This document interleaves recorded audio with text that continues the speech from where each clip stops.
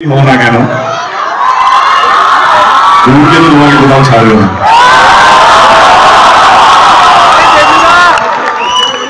এবার প্লিজ তোমরা বসো। আজকে আমরা চলে এসেছি নজরুল মঞ্চের কাছে, যেখানে বাংলা ইন্ডাস্ট্রির ফিল্ম ইন্ডাস্ট্রির সবথেকে বড় সিনেমার ট্রেলার লঞ্চ হতে চলেছে। ধূমকেতু ট্রেলার লঞ্চ। আপনাদের প্রিয় জুটি দেব শুভশ্রী, বহু বছর পর তাদের আবার দেখা মিলল। চলুন দেখে নেওয়া যাক।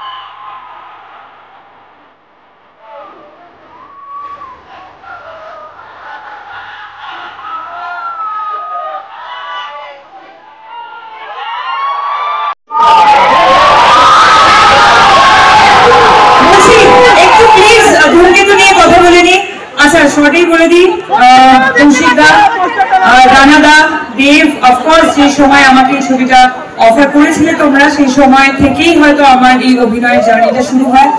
এবং ইটস আ বিউটিফুল মুভি, তোমাদের কাছে আসছে। আর এটাই বলতে চাই যে এই 9 বছরে সবকিছুর একটা নির্দিষ্ট সময় থাকে, ধূমকেতুরও একটা নির্দিষ্ট সময় এসেছে, সেটা রিলিজ হচ্ছে।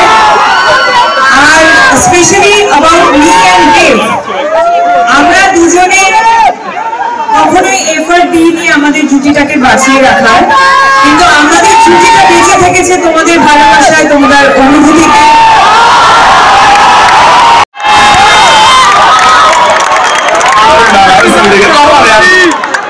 হ্যাঁ, 10 বছর আমরা দেব পাল্টাইনি।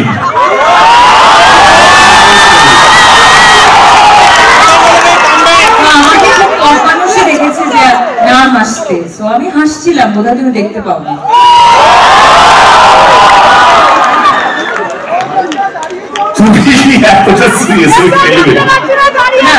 আর আমি হ্যাঁ, মানে যে প্রশ্নগুলো সেটা তোমাদের দুজনের জন্যই কিন্তু। হ্যাঁ, ওকে। তো আমি জিজ্ঞেস করলাম আমার সাথে ফ্রেন্ডশিপ করবে।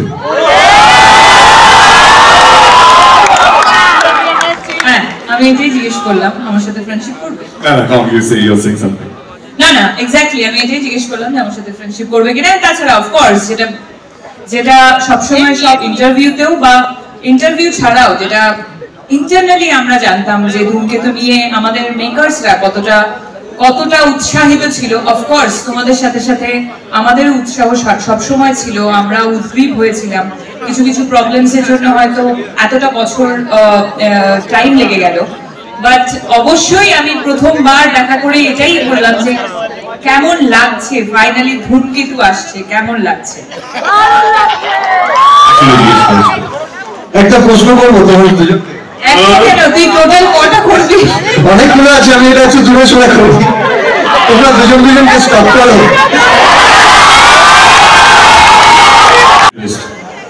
আমি প্রচুর পরিশ্রম করেছি। আমি না, আমরা কৌশিক আজকে জন্মদিন, শুভ জন্মদিন কৌশিকা।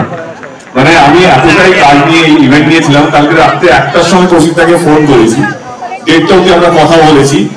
জাস্ট 3টের সময় মনে পড়লো কেন কৌশিকটাকে বার্থডে উইশই করিনি। আবার সকালবেলা ঘুম থেকে 6টার সময় আমাদের গ্রুপে মেসেজ করেছি, দেখি কৌশিকটা জেগে গেছে। আমি কৌশিকটাকে ফোন করে প্রথমে সরি বললাম কি আমার না কাজের মধ্যে এত কিছু চলছে, আমি উইশ করতে ভুলে গেছিস। তো কৌশিকটা থ্যাংক ইউ সো মাচ, আর thank you, happy birthday and thank you for casting me. আমরা আজকে একটা হিস্টোরিক্যাল মোমেন্টের সাক্ষী হলাম। আমার মনে হচ্ছিল যে কেন আমরা একটা সেলিব্রেশন করব না, একটা ফেস্টিভ করতে, একটা সিনেমাকে নিয়ে যে উত্তেজনা, তাদের স্টারকে নিয়ে যে তাদের উত্তেজনা, আমি সেটাকে রেসপেক্ট বা ট্রিবিউট জানাতে চাইছিলাম। তো আজকের ইভেন্টটা হচ্ছে আপনাদের জন্য, যারা এখানে পৌঁছতে পেরেছেন, যারা টিকিট পেয়েছেন তাদের জন্য, এবং যারা পাননি, যারা বাংলা ছবিকে আগলে রেখেছে, বাঁচিয়ে রেখেছে, লড়াই করেছে তাদের জন্য। এটা team Dhumketu, team Dev entertainment ventures, team dark creative মিডিয়ার পক্ষ থেকে আমার সমস্ত শ্রোতা, আমাদের সমস্ত বাংলা ছবির দর্শক যারা নিয়মিতভাবে কোনো ইউটিউব বা কোনো পোর্টালে যেন ওয়েট না করে টিকিট কেটে হলে এসে ফার্স্ট ডে শো থেকে আরম্ভ করে 100 দিন 150 দিন কমপ্লিট করে তাদের জন্য থ্যাংক ইউ সো মাচ। আমরা ভুলে গেছি ধূমকেতুকে, আমাদের অনেক জীবন পাল্টে গেছে, আমাদের চিন্তা ভাবনা পাল্টে গেছে, আমরা আমাদের মধ্যে দূরত্ব চলে এসেছে, ঝগড়া হয়েছে, অশান্তি হয়েছে, অনেক গ্যাপ বেড়েছে, কিন্তু আপনারা এই ছবিটাকে আগলে রেখেছেন।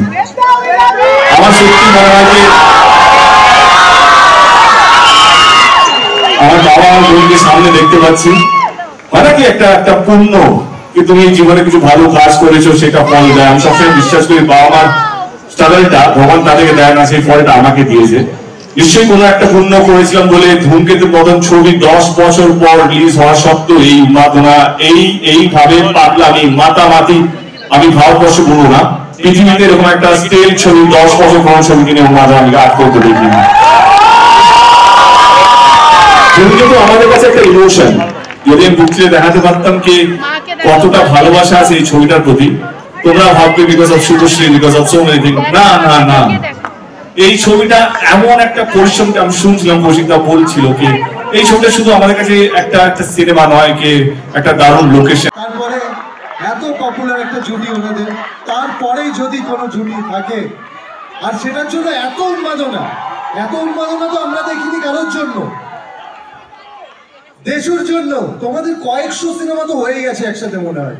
কয়েকশো না, আমার 4টে ছবি হয়েছে। কি বলছো? 4টে না 5টা? আমি জাস্ট দেখছিলাম তোমার মনে আছে কি। আসলে 5টা নয় 6টা।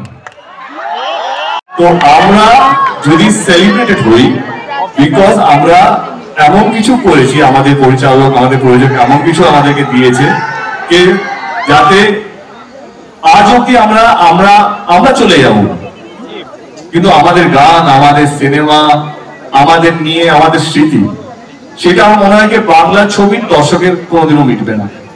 প্রজন্ম চেঞ্জ হবে। আজকে আমরা উত্তম সুচিন্তা নিয়ে আলোচনা করি, আমি বলছি না আমরা সেই জায়গায় পৌঁছে গেছি। সেই ভালোবাসা ভালো লাগা না এমন একটা জিনিস, সেটা থেকে যায়। আর কিভাবে হয় সেটা আমরাও জানি না। আমরা জানি না এইভাবে এরা এত চিৎকার করছে কেন, আমি জানি না। আমি এমন কিছুই করিনি, আমি শুধু আমার কাজ করে গেছি। আমার ডিরেক্টর যা বলেছে সেটা মন দিয়ে চেষ্টা করছি করার জন্য। আমি আমার ব্যবহার ঠিকঠাক রেখেছি যাতে মানুষ এটা না মনে হয় যে দেবের ছবি হিট হয়ে গেছে বা দেব এমপি হয়ে গেছে বলে বেশি ফুটানি মারছে, তা নয়। তো তো আমার এই যে জুটি সত্যি আমারও ভালো লেগেছে। সোশ্যাল মিডিয়া ভাইরাল ছিল, দেবের জায়গায় দেব শুভশ্রী লিখেছে। অফকোর্স ভালো লাগে কি অ্যাটলিস্ট অ্যাজ এ অভিনেতা জুটি খুব কম সাকসেসফুল হয়, মানে খুব যদি 100% এর মধ্যে খুব কম জুটি, আমার মনে হয় পার্সেন্টেজ অফ 2 or 3% জুটি যেটা সেলিব্রেটেড জুটি হয়, আদারওয়াইজ সব প্যারিং হয়, জুটি হয় না।